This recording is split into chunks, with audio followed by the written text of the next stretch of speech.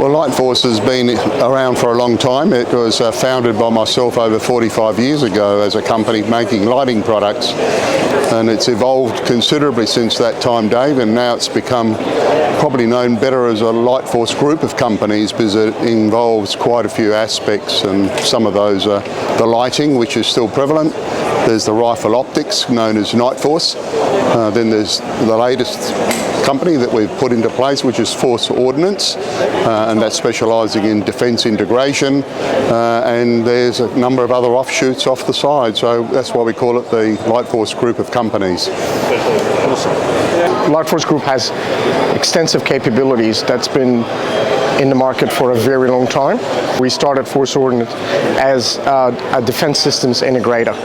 So what Force Ordnance brings to the defense is the Light Force group of companies' capabilities and introduces them to defense in the manner that allows the integration of those systems. Force Ordnance brings a lot of capabilities to the table. We've been leading the world in manufacturing and selling products to commercial and defense, which are high performance and fully integrated.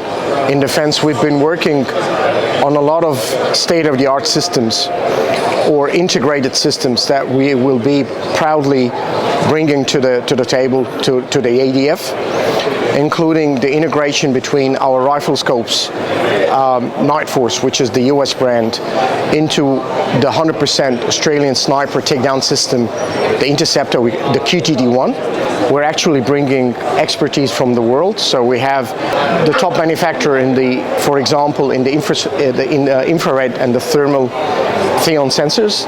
We have one of the best platforms for the AR platforms, LMT, which we bring to the table as a sovereign capability. We're not only bringing the best-in-class products to the ADF, but through our sovereign capability in-house, it allows us to develop it further and to actually give an edge to our ADF, to allow them to perform their missions the best they can.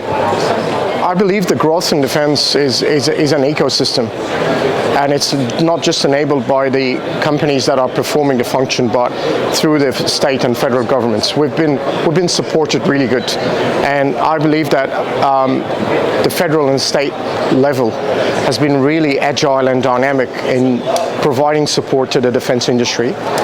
But we lack a lot of skills, and that skill development is, I know, again, it's an ecosystem. It requires a lot of elements into it.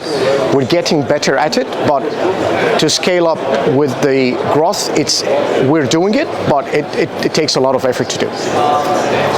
COVID's been interesting, but it has certainly, to begin with, had ramifications with travel, trade shows, where we could go with our promotional activities. But what it's really done is change the whole perspective of what sovereign capability means, because the travel has now become introspective to our country rather than procuring things from outside the country. So it's given us a technical edge.